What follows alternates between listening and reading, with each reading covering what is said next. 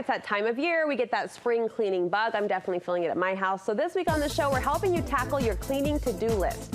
Each day we've invited an expert to share tips and tricks sure to make cleaning quicker and more effective. Today, one of our favorite friends, consumer educator Teresa Hunsaker with the USU Extension Office, is here to show us how to vacuum. Because we need to know. So fun. I know. No, listen, we need to know because you say this gadget can do way more than we think it can. Absolutely, and I absolutely love it for that very purpose. Let's clean up the house. So one of the first things that I have to mention is that for me, I need to have attachments. So I need 2 vacuums if I want to get things done. I like the emphasis on need. Yes. I need. I know, right? Yeah. That's right. So let's look at some of the attachments. Okay. You have got tools that will help you get down in cracks and crevices, and I love that, underneath the fridge, on top of the fridge. Right. And then you can trade that out and we can go to using this. I've never used my brush ever, No. You're going to love it. What does it do? Well, everything from the plants, silk plants, that kind of thing, everything that is more sensitive, so tabletops. I can use it on so many different kinds of things like lampshades and that.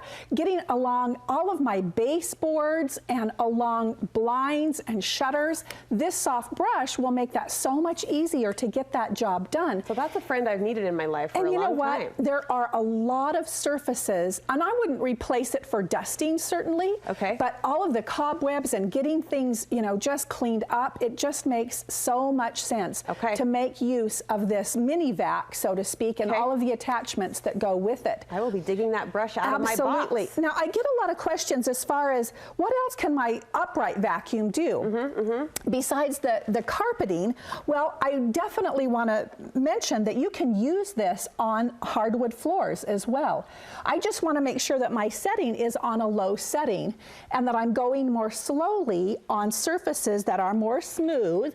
And so I can get all of the hardwood floor dust and under the beds and the dust mites and all of those kinds of things. Creatures. Yes, so does speed matter then when you're actually vacuuming slow carpets? it down. People go way too fast. I noticed that with my kids. Yes, they got the chore done, check. And they left nice little marks in the carpet. But we want to slow it down, let those beater bars work, and make sure that they are pulling up the debris, because all of the little sand particles start to break down the fibers in your carpet. Now, there's a setting that I recently just noticed on mine, low carpet, high carpet. Does that really make a big difference? It absolutely does. And so you do want to use that function on the differences in the plush and the pile of your carpeting. Absolutely. All right, what do we got here? The last thing that I just think is really important with this, any of our vacuums, is to make sure that we're maintaining them, that we're checking out the bag and we're emptying it. And again, it doesn't have to be this type. It can be, you know, your canisters, those you only want about half full, and clean those out, change those out,